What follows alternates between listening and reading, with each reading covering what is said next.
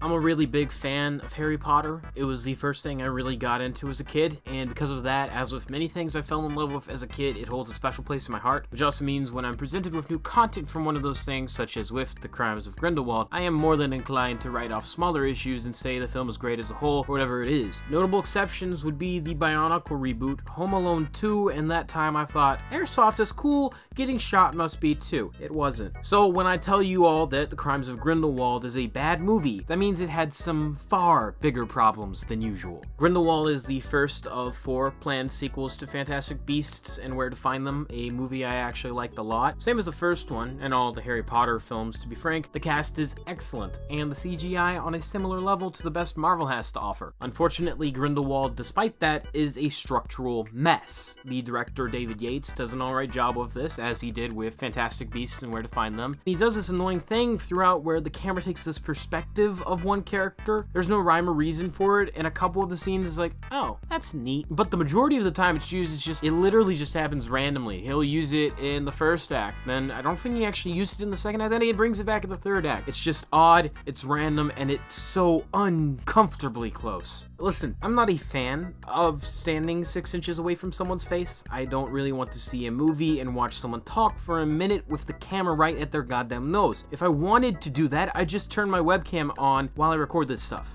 Now, the presentation of this movie isn't actually really an issue, and frankly, it'd be one of those things I'd most likely forgive if this movie was actually good. It's experimental, it just didn't work out for me, or with the scenes. But hey, maybe it worked for you.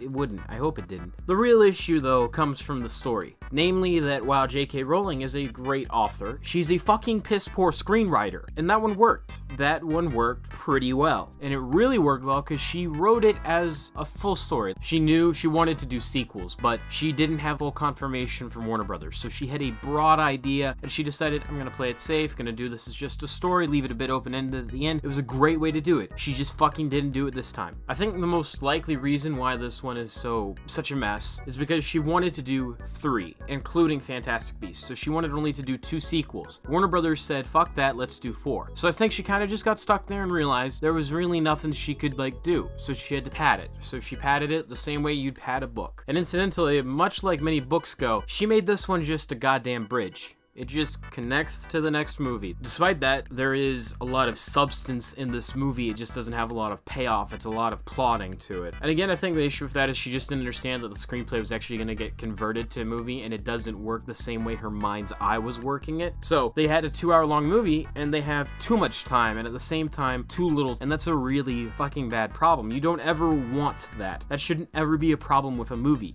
This is like the only movie this year I yawned during, repeatedly. And need I remind you all, I watched fucking Den of Thieves and read Goddamn Sparrow. Movies so dull and boring they make a booklet on how to wax your taint seem like the great American novel. And I know you're probably thinking, well gee Tahu, I doubt many people would realize this while they're watching the movie. Yeah, you'd probably be right.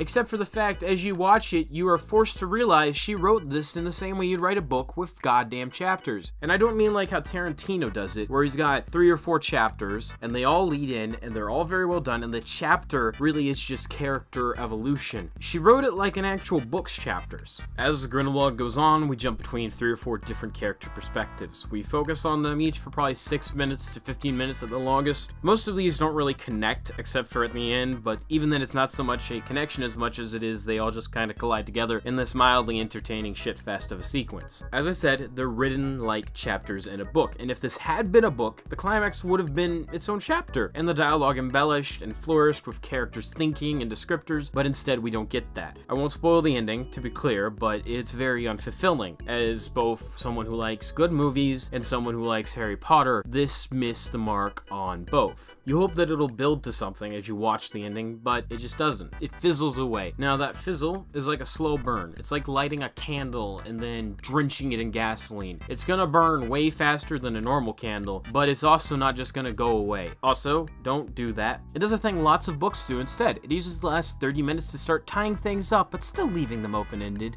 because this movie was written with the pretense of definitely making this fucker into 3 more sequels. So, we get a little bit of tied up shit, and then at the end we get some more shit showing up. It's a book. It's a book someone someone made into a movie, but never thought, hey, this is not how you do movies. This is bad. Despite all that, The Crimes of Grindelwald isn't shit though. It's just a shitty movie. The plot of it is fine. It's alright. It's okay. It probably won't give you terminal disease, but the movie itself is shit. The worst part is that this could have really been fixable if they'd had someone rewritten her script for her, or for the love of God, if she actually wrote another book for once. But instead, we're left with her concerning story. I really think they needed to write it and then have someone else go over it and reinterpret it into a movie like they did with the books, because that is the only way you can properly do this. That is the only way you can properly do this. A great example of why screenwriting is actually a talent and something you need to refine and learn is Quentin Tarantino. When he writes, he's keeping score in mind, setting, time, scenery, the beat, the actors, all of it.